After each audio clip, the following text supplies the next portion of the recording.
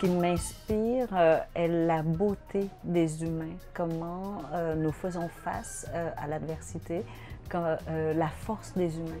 Et donc, quand j'écris, je partage tout simplement l'histoire, le portrait de ces humains. Sortir du cadre. C'est fou, j'étais dans un cadre de télé avant, mais je sors du cadre complètement, là, en me disant, est-ce que ça, c'est bon pour moi? Est-ce que ça, je suis bien comme ça? Est-ce que je peux aider davantage? Comment je peux apporter plus de sens à ma vie et à la vie des femmes que je côtoie?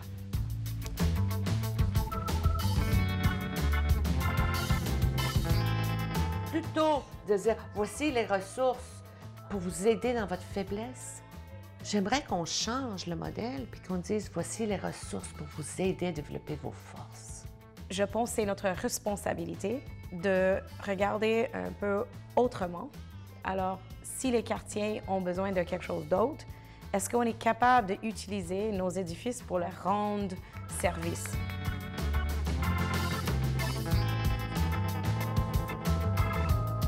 Et les femmes font beaucoup de choses. Ça implique auprès des enfants, ça implique dans les jardins, ça s'occupe d'aller chercher l'eau. Si je peux le moindrement avoir quelque chose pour leur faciliter la vie, eh ben, je m'engage et let's go.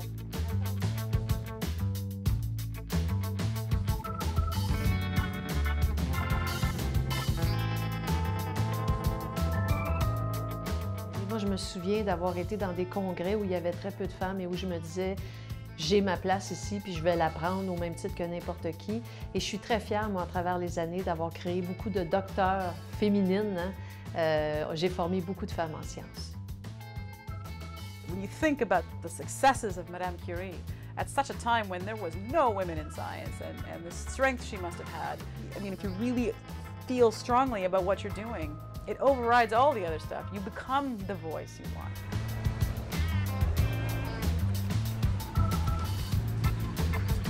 On a besoin des talents de tout le monde. Je dis souvent en conférence, vous êtes préoccupés par l'environnement, par la question des femmes, par les réfugiés, par la pauvreté. Bien, faites-le.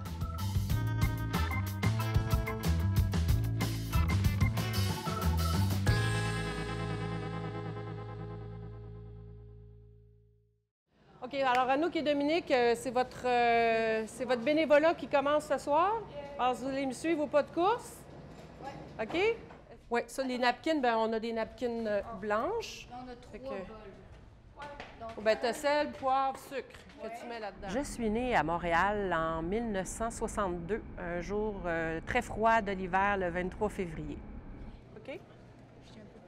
Je suis allée au cégep dans le but de faire une carrière scientifique. Alors, laquelle? Peut-être médecin. Puis déjà, à l'époque, c'était médecin en Afrique, des choses comme ça. Mais finalement, j'ai accédé au département de nutrition à l'Université de Montréal pour faire mon cours là. J'ai à la fois enseigné à l'université. J'étais aussi chef de service alimentaire dans des hôpitaux. Et mon choix s'est arrêté au cégep de Maisonneuve en technique de diététique.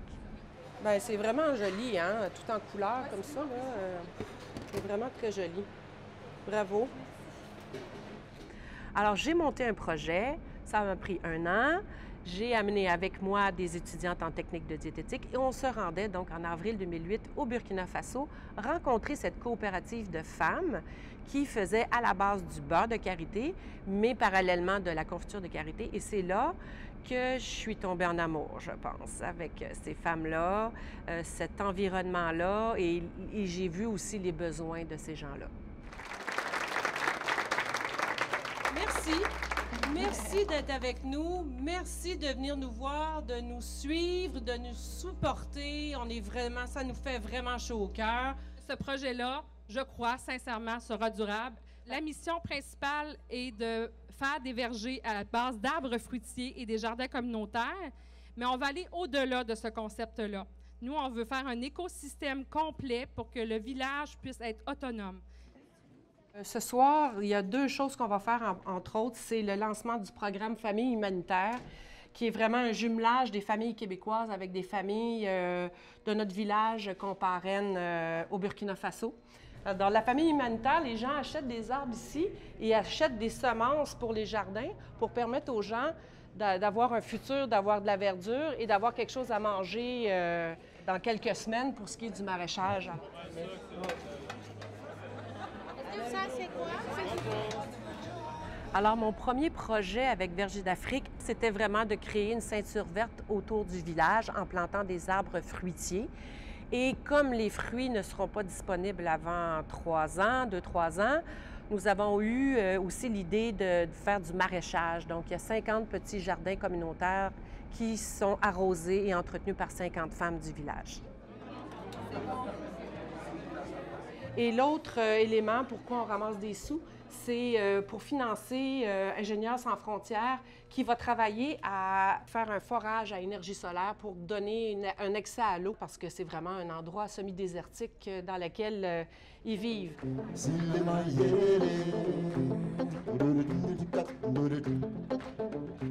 Alors, il y a une photo de moi ici, j'ai à peu près 10-12 ans. Alors, on voit ici ma mère, mais elle est à côté de Monique, qui est ma tante infirmière qui est allée en Afrique, et aussi ma tante Mélita, qui est aussi allée en coopération internationale en Afrique dans la fin des années 60, début des années 70. Donc, j'étais toujours très fascinée par leur histoire, qui racontait leur expérience. C'est au-delà de nos espérances. On n'a jamais eu autant de monde que ça avec nous ce soir. Notre réseau, plus le temps avance, notre réseau s'agrandit. Pour moi, c'était bien important que ce soit les villageois qui prennent leur destin en main. Nous ne sommes qu'un levier où, de temps en temps, tu sais, avec des 3 000 puis des 5 000 piastres à gauche, à droite, on va pas bien loin avec ça, mais là-bas, ça fait vraiment une différence. C'est suffisant pour changer la vie de bien des gens, de bien des familles. Il y a quand même 300 familles et chaque famille est compte à peu près 10 personnes.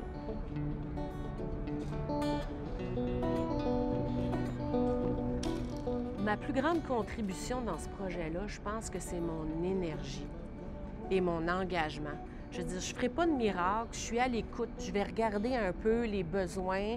J'ai tellement l'impression que je vais faire une différence, petite goutte d'eau par petite goutte d'eau. Je suis sûre que je suis capable de changer le monde avec l'énergie que j'ai en ce moment.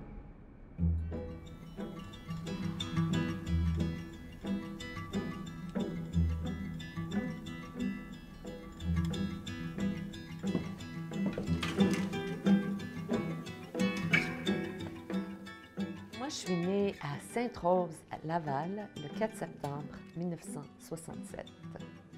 Moi, je suis une femme de souche Micmac, acadienne et écossaise.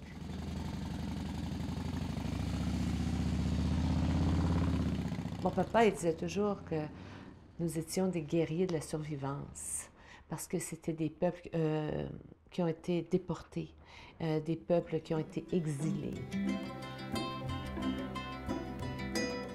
Ça, c'est en Gaspésie. Mes parents ont décidé de laisser les Laurentides pour aller en Gaspésie.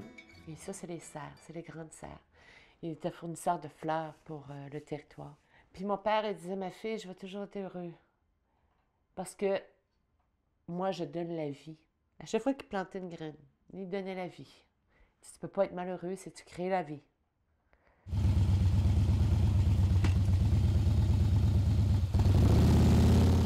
En 2011, j'ai voyagé 280 000 km². Je suis montée jusqu'au Labrador, jusqu'au sur le territoire inuit, pour documenter, pour faire cartographier qu'est-ce qui se faisait dans nos communautés autochtones au niveau artistique, au niveau culturel. Et qu'est-ce que j'ai trouvé, c'est qu'on a un talent mondial dans nos communautés.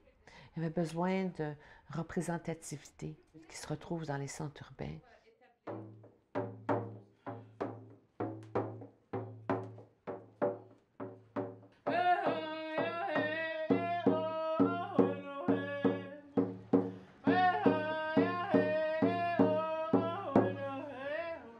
J'ai mis sur pied un incubateur culturel et économique pour les Premières Nations du Québec.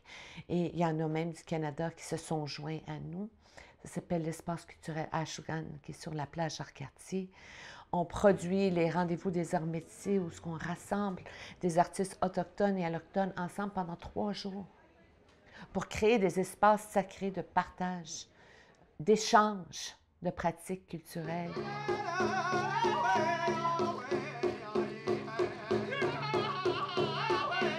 Ashugan veut dire le pont. Et puis, moi, l'idée derrière le pont était de tisser un lien entre le nord et le sud, mais aussi tisser un lien entre le passé et le présent et le futur. Chaque action, une pratique artistique, c'est le même qu'on apprend dans la culture autochtone, on fait. Là, je suis en train de coudre. Il y a une histoire qui vient avec.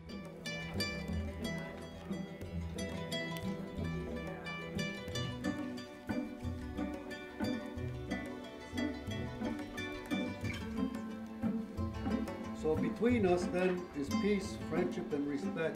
Et il y a 3 rangées. Entre nous deux, c'est la paix, l'amitié et le respect qui doit régner notre relation ensemble. So we were supposed to share this land as equals, brothers and sisters.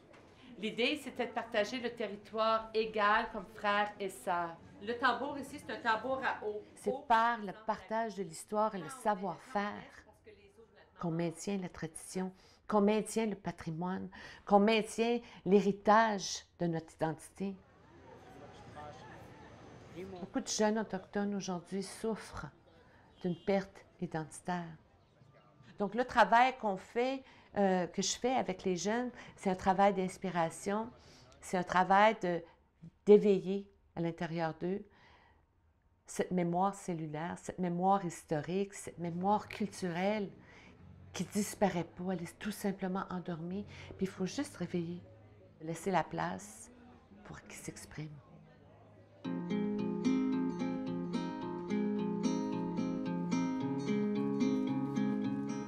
5 premières années, quand je parlais, j'avais ce discours d'inclusion, de principes égalitaires, de politique inclusive. Personne n'écoutait. Mais aujourd'hui, dans les 2 dernières années, il y a un momentum d'inclusion de la diversité, de l'autochtonie et de la voix féminine. Fait que, faut jamais arrêter d'essayer. Il faut toujours investir dans ce qu'on croit, ce qui nous inspire, et notre passion doit diriger nos actions dans la vie.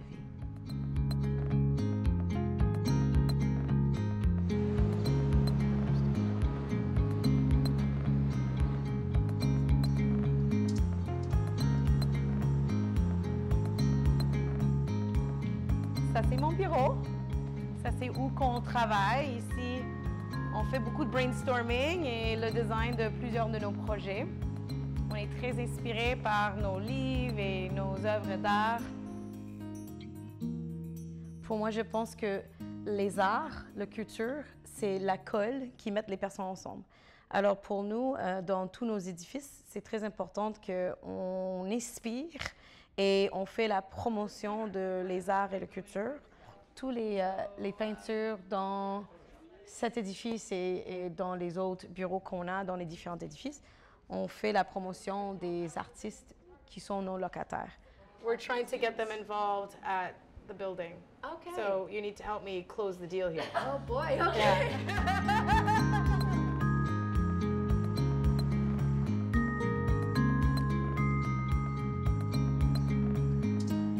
L'immobilier, c'est vraiment juste les briques. Mais est-ce qu'on est capable de regarder l'humain dans l'équation de l'immobilier?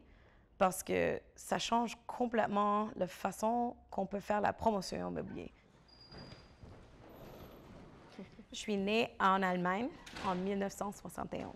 Je suis arrivée quand j'avais 5 ans à Montréal. J'ai choisi McGill pour faire mon bac en sciences politiques avec une mineure en anthropologie et études africaines. Et là, j'ai travaillé au Y pour les jeunes en difficulté pour à peu près 6 ans. Puis dès que j'ai fini mon 2e bac en travail social, c'est là que mon père m'a dit un jour qu'il a tombé malade. Puis il a le Parkinson's, il a eu les diagnostics de Parkinson's. Alors, il m'a demandé de quitter mon vocation de travail social et venir être promoteur immobilier. Alors là, j'ai dit, c'est loin de mes valeurs, mais la famille est aussi importante. Et la situation, c'est que c'est notre 23e année que je suis dans l'immobilier, mais moi, j'ai décidé de jumeler les valeurs de travail social directement avec la promotion immobilière. On est des maniaques et des passionnés de patrimoine. Alors, pour nous, la plupart de notre portfolio de 1,5 million de pieds carrés, c'est les édifices protégés patrimoniaux, soit industriels, une église, des différents types de lieux qu'on a reconvertis dans des lofts bureaux. Alors, avec le projet du Salon 1861, on a fait un projet en concertation et en discussion à long terme avec les universités, les grands business, les petites, les PME, mais aussi les OBNL, les personnes qui habitent dans le quartier. Alors, on a plein de beauté dans le Sud-Ouest, mais la plupart des promoteurs vont jamais discuter leur projet avec le quartier avant que vous avez votre consultation publique. Mais c'est déjà trop tard de changer votre projet dès que vous êtes rendu à cette étape-là. Okay. Alors, on est maintenant partenaire avec 4 universités. On fait des projets concrets. Quand UQAM vient à nous et dit « Ah, on a une très belle idée pour l'agriculture urbaine, est-ce qu'on est capable de le faire dans vos projets propres? » La réponse est habituellement oui, parce qu'on est capable d'influencer les autres, de rêver et d'avoir les actions concrètes qu'on peut travailler ensemble pour réaliser une meilleure communauté. Alors ça, c'est le soir de mon graduation de l'école secondaire. Je voulais sauver le monde et changer le monde par arrêter le racisme à ce temps-là. Nelson Mandela m'a inspiré beaucoup. Pour moi, l'injustice, le racisme, ça continue aujourd'hui. Pourquoi? On n'a pas besoin. Je pense que toutes les compagnies ou toutes les familles peuvent combattre le racisme. Pour nous, à Gestion Immobilier Quo Vadis, on a 36 employés et on a 17 différents groupes ethniques. J'espère qu'on va inspirer les autres compagnies, les autres industries. On fait ça vraiment pour les êtres humains. Alors, on a besoin d'avoir une autre vision de communauté, une communauté qui n'est pas juste pour moi. On a besoin de changer que c'est pour nous.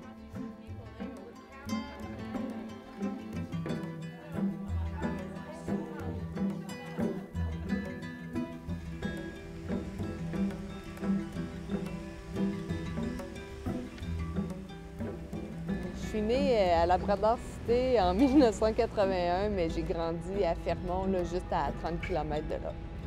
Dès l'âge de 10 ans, je m'intéressais déjà au journalisme et j'ai commencé à écrire dans le journal communautaire qui s'appelait le journal Trait d'Union du Nord de Fermont. Au cours des dernières années, j'ai fait plusieurs voyages à travers le monde, mais le déclic s'est vraiment fait en Tunisie où j'ai habité pendant 1 an en 2006. J'ai réalisé c'était quoi vivre sous une dictature lorsqu'on est reporter et que tout d'un coup on se retrouve dans un pays où il n'y a pas de liberté d'expression, où les gens craignent de te parler ou d'émettre des opinions politiques. Alors je considérais que j'avais quand même un devoir de m'engager, non seulement pour les droits à l'expression, mais aussi pour les droits humains.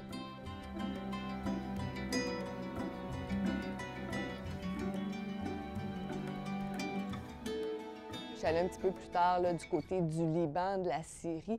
J'ai vraiment pris conscience de l'impact des conflits sur les populations, à quel point c'est difficile lorsqu'on se sort d'une guerre ou on est en pleine guerre, de développer un pays, mais surtout l'impact sur les populations civiles.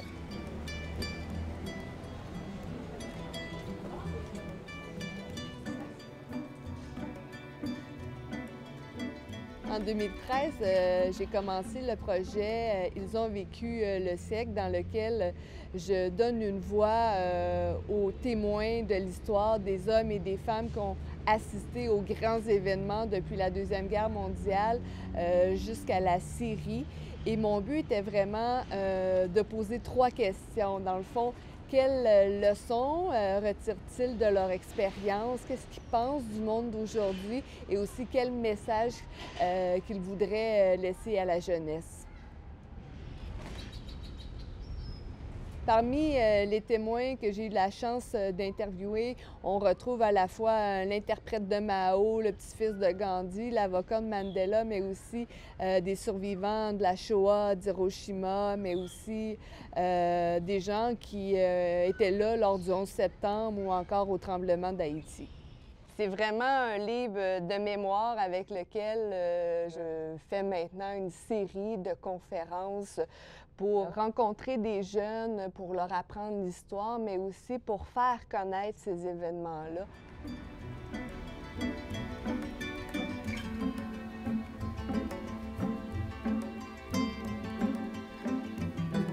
Mon dernier projet, en fait, c'est l'histoire de Marly Fontaine, Ma réserve dans ma chair, qui raconte l'histoire tout simplement de cette jeune autochtone qui a grandi sur la réserve de Ouachat-Macmaliottenam, près de cette île.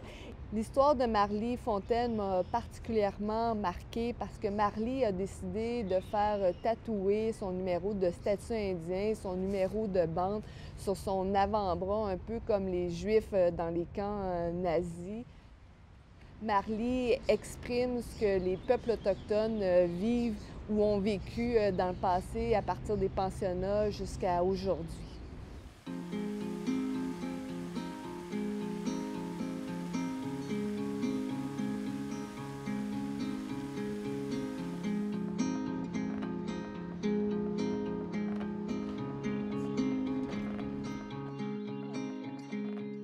So my interests here at McGill and for all of my life have been at the very fundamental level of how a cell works.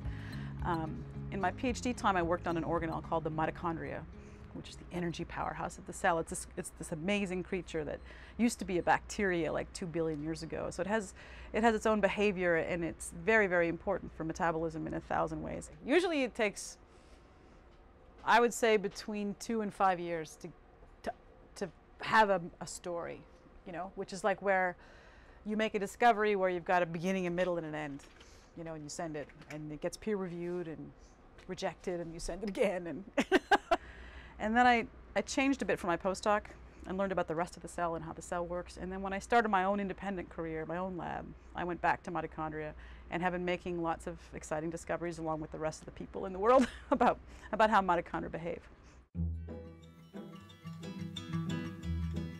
I was born in 1968, and I grew up in Ontario on a farm. So I think I was very interested at a young age in nature and learning how things would grow in nature. Then when I went to high school and was in science classes, and then we were presented in science class this idea about photosynthesis and the chemistry of life, which was just to me a fascinating thing. And I came to McGill, I was quite young. I was 17 when I landed here. And so I went to school for a couple of years, and I thought, well, maybe I should have been a writer. Like, maybe this is completely completely wrong. So I took off. I took a year off, and I went to India. And, you know, I was a hippie anyway, so I did all that stuff. But it was so ingrained in me that to make discovery, like to figure out nature, I had to come back. So I did come back and struggled through a bit, but I did fine. And then my PhD supervisor took me because he was also a farmer. It wasn't because my marks were good. He said, you know, you're a farmer, yeah, you'll work hard. So yeah, so he took me into his lab, and the rest is history. The goal of doing basic research is to identify those profound new discoveries that will change the course of drug design. And one of the discoveries I made was a whole new paradigm in mitochondrial behavior. So the mitochondria shed these vesicles, they do all this stuff. And then we realized that the process of shedding the vesicles is completely linked to Parkinson's disease. And so that was a totally unexpected discovery.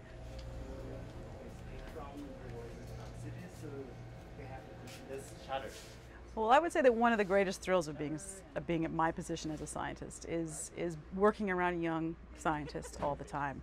And I think the most exciting thing is to try to make the lab an environment where there's no expectation.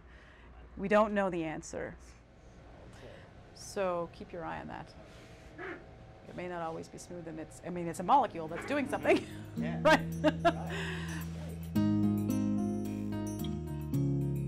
So this is a mouse pad my lab made for me some years ago of Madame Curie, but of course she's holding a beer because I really like to drink beer, and my lab never knew that picture existed of me when I was young.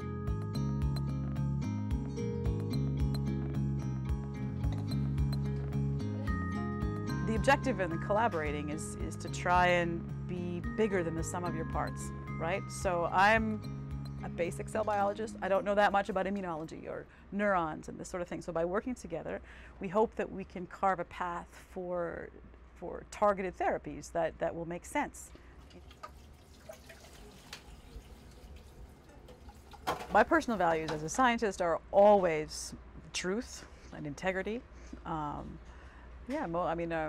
Honesty, and be humble. And even though you have the greatest idea and the greatest hypothesis, if the data says it's wrong, it's wrong. So you have to be humble. I've been waiting for you for many days. Oh my God.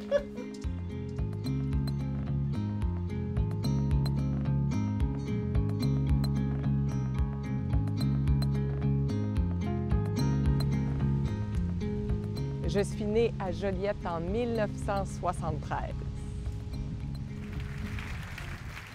Mais quand on n'ose pas, quand on reste dans notre sous-sol, quand on se dit « je vais attendre d'être plus mince, plus en forme, plus cute, plus ci, plus ça, d'avoir un meilleur bicycle ou tout le reste », il ne se passe jamais rien. Quand on sort, quand on se permet d'exister, c'est là qu'on connecte avec une tonne de sensations. Être lectrice de nouvelles, être journaliste, faire de la télé, c'était mon plan A. C'est mon plan A depuis que j'ai 7 ans, 8 ans environ. Au plus loin que je me souvienne, j'ai toujours dit que je ferais de la télévision.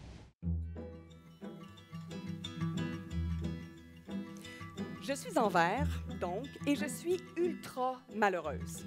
J'ai passé tous les tests possibles et inimaginables et je n'avais absolument rien physiquement. Tout se passait dans la tête et j'ai eu le diagnostic de dépression. Puis, tu sais, c'est pas le travail qui m'a rendue malade, c'est l'incohérence liée au travail. Donc, c'est là que j'ai donné ma démission en janvier 2015, quand j'ai décidé que c'était plus ça que je voulais faire. C'était plus ça. J'avais envie de faire autre chose.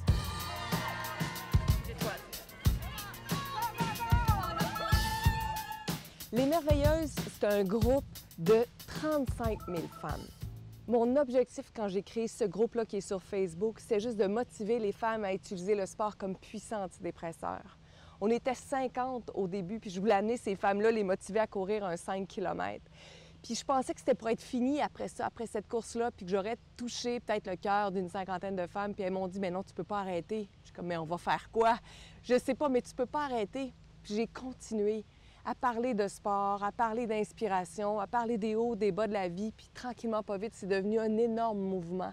Fait que c'est gigantesque, ça m'a permis de découvrir des femmes fantastiques, des histoires inspirantes, des femmes qui ont arrêté de boire, des femmes qui ont commencé à faire du sport, des femmes qui ont perdu du poids, des femmes qui se sont divorcées, qui se sont lancées en business, qui sont tombées amoureuses, qui ont assumé leur homosexualité, leur vie, leur corps, leur âme. Tu sais, c'est devenu un mouvement de femmes incroyable. Ça a été fondé en septembre 2013. Ça fait 5 ans maintenant. Puis ça fait partie de mes plus grandes réalisations.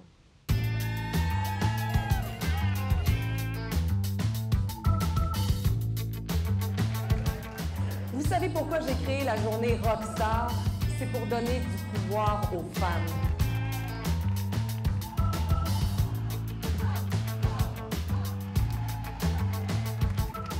Et je crois à la sororité, à la solidarité féminine, aux femmes qui peuvent s'entraider. Je pense qu'il faut en parler de plus en plus pour être sûr que les femmes arrêtent de se comparer, d'être en compétition, puis de voir une en l'autre une adversaire redoutable. Tiens, on va aller sur le bord de l'eau. Les femmes sont impitoyables envers elles-mêmes. si elle commence à courir, elle ne court pas assez vite. Si elle commence à perdre du poids, elle ne perd pas assez de poids vite. C'est toujours comme rapide, rapide, rapide, alors qu'il faut juste prendre le temps. Il faut ajouter la lenteur. Je pense qu'il faut apprendre. Tu sais, je pourrais dire, là, je suis une bien mauvaise juge. Moi aussi, je suis tough avec moi-même, mais je tends à intégrer davantage la douceur. On a le droit de prendre notre temps, puis on a le droit d'être débutante. Peut-on être douce avec nous-mêmes? Puis on n'accepte pas de voir tous les signes avant-coureurs qui nous montrent qu'on est en incohérence, qu'on commence à être fatigué, puis on veut s'en ajouter parce qu'on est des superwomen, puis on est des super femmes, puis on n'est pas supposé d'être faible, puis on n'est pas supposé de prendre un break. Plus on va ajouter de l'espace, plus on va ajouter de la respiration, plus on va ajouter du mouvement, de la méditation, de l'échange, de l'entraide, plus on va verbaliser. Comment ça va aujourd'hui? Ah, ça va. Non, ça va pas bien. Je suis à bout. Je suis fatiguée. De l'exprimer davantage, on va tous gagner. Quand tu es en dépression, pour moi, c'est un rite de passage. Ça veut juste dire qu'il faut que tu traverses quelque chose, il faut que tu apprennes quelque chose. C'est une période d'apprentissage. La dépression, c'est rien de plus qu'un rite de passage. Une obligation à revoir tes valeurs, ton incohérence, ta cohérence et la direction que tu veux que ta vie prenne. L'Organisation mondiale de la santé prédit que d'ici l'année 2020, c'est dans 2 ans cela, là, la dépression reliée au stress chronique va être la 2e cause d'invalidité au monde.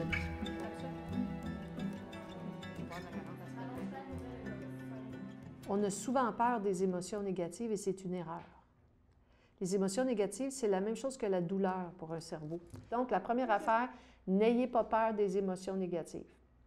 La deuxième chose, la meilleure façon d'arrêter, de diminuer une émotion négative, c'est de la nommer. On ne sait pas pourquoi. Mais quand on nomme une émotion négative, sa force diminue de moitié. OK? OK.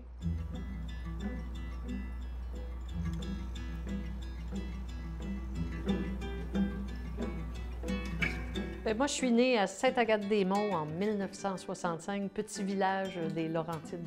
Donc ça aussi, c'est une photo de quand j'avais entre 16 et 18 ans, je dirais. J'ai toujours été une jeune fille qui adorait l'école.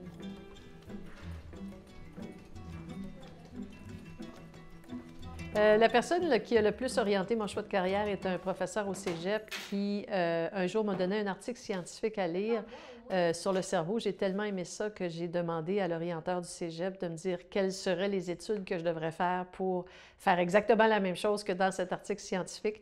Et j'ai fait ce qu'on m'a dit de faire et je suis devenue chercheur. Alors, je vais prendre les 60 prochaines minutes pour vous parler du mammouth. Donc, cette longue introduction, pour vous convaincre à tout jamais qu'à chaque fois que la réponse de stress est aiguë, paf, elle est nécessaire à la survie. Le seul problème avec le stress, il n'y en a qu'un. C'est quand cette même réponse-là, la même chose, tout ce que je vous dis, la même réponse, devient chronique parce qu'il y a trop de mammouths dans votre vie. Nous, on appelle ça un dérèglement. Notre cerveau appelle ça une adaptation. Il dit, mon Dieu Seigneur, il y a plein de mammouths, check, moi m'arranger, moi m'adapter. Ce que Anne Selye appelait les désordres d'adaptation au stress.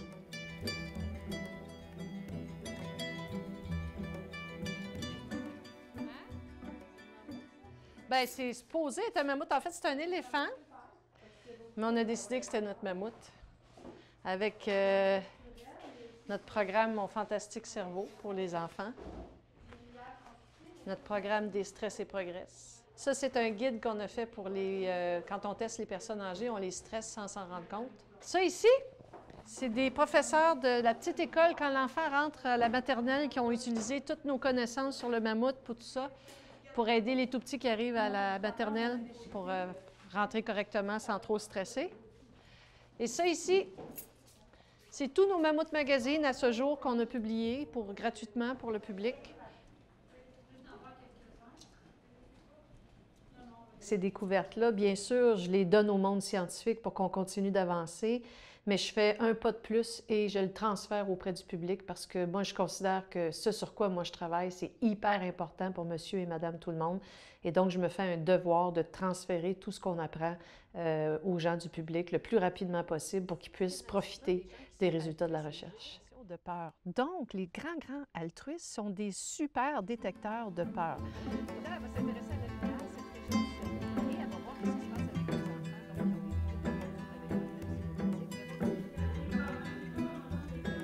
enfants.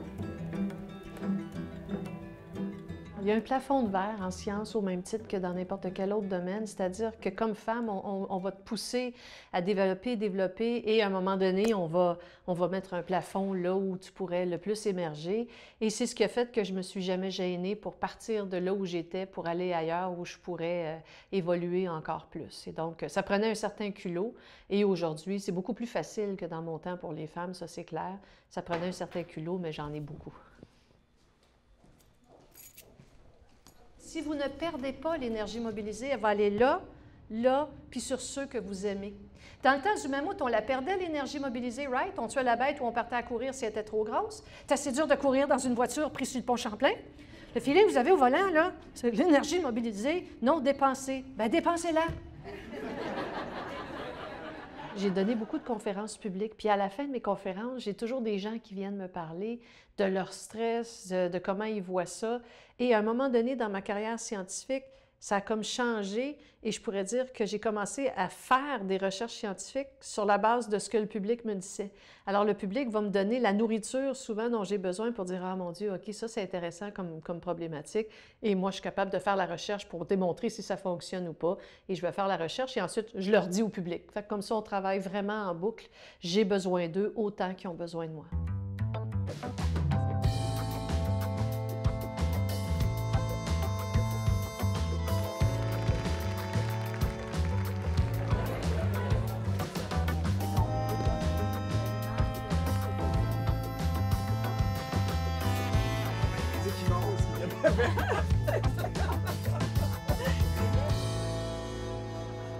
Je suis née à Saigon, au Vietnam, en 1968.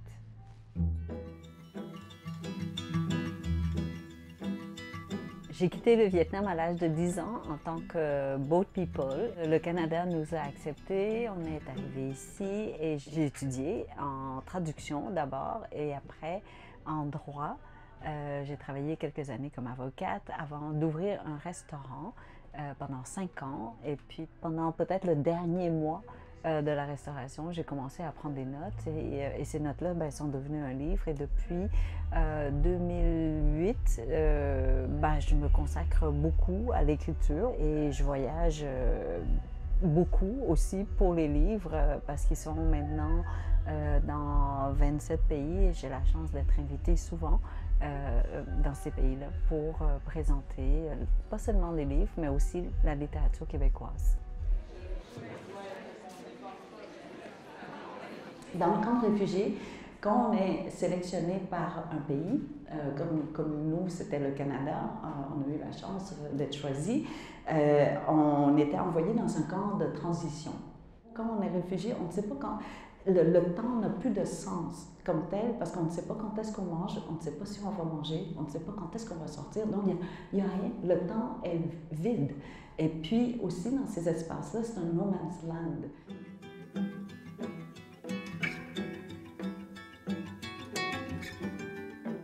Si je raconte l'histoire des réfugiés, ce n'est pas l'histoire des réfugiés, mais la beauté des humains en général. Chaque réfugié a un parcours différent, un parcours unique et particulier.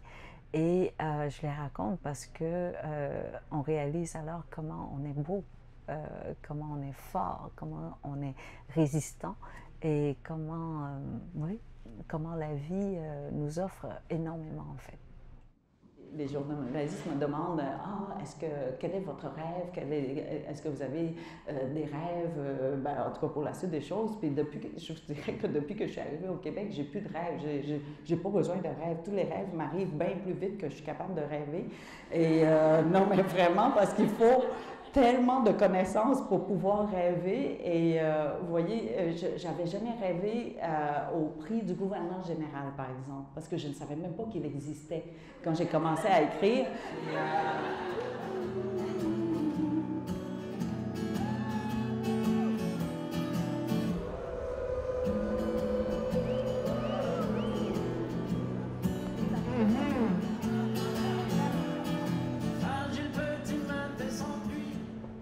Alors, viens, on va faire une petite pratique. Pierre, on va faire une petite pratique. Okay. On m'a invité à faire un texte patriotique et cette fois-ci, à Laval, j'ai voulu offrir Non pas un texte patriotique avec des mots, mais avec des images.